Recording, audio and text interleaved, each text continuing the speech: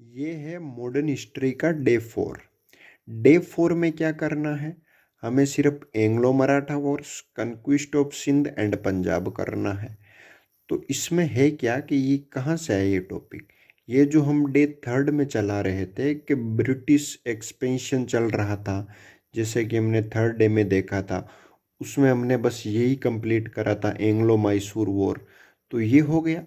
साथ साथ ब्रिटिशर्स मराठा के साथ भी लड़ रहे थे क्योंकि उन्हें एक्सपेंशन करना था।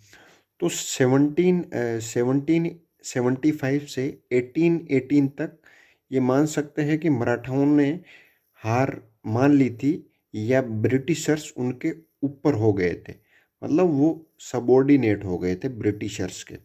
तो ये मान सकते हैं कि यहाँ भी 1818 तक राज करना शुरू कर दिया था। जब 1818-20 के पास पहुँचे तो हम ये मान सकते हैं कि ब्रिटिशर्स ने लगभग इंडिया जीत लिया था। बस दो जगह बच रही थी, एक सिंध और एक पंजाब।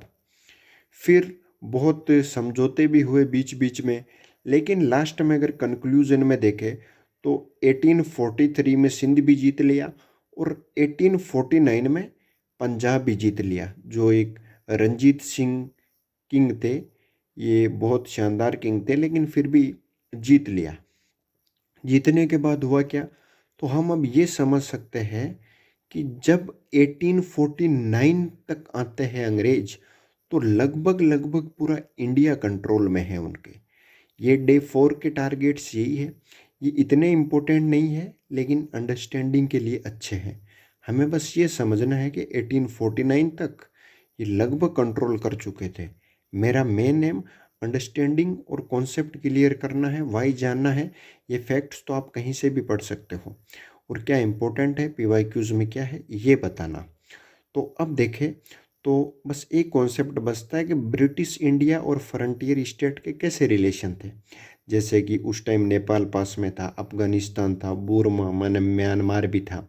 तो ये पास में थे, तो इनके साथ भी कुछ ना वॉर या ऐसी लड़ाइयाँ होती रहती थी बीच बीच में, लेकिन ये हमारे लिए यूपीएससी के लिए इम्पोर्टेंट नहीं है। अब हम आगे बात करें तो आगे आते हैं पीवाईक्यूज पे।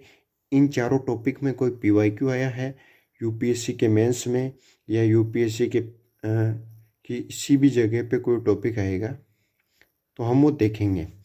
तो इसमें क्या है कि यूपीएससी के मेंस में आया है, कहीं भी आया है तो हम देखेंगे, लेकिन है क्या, ज़्यादा इम्पोर्टेंट नहीं है। ये बस एक ही क्वेश्चन है, डे 3 और डे 4।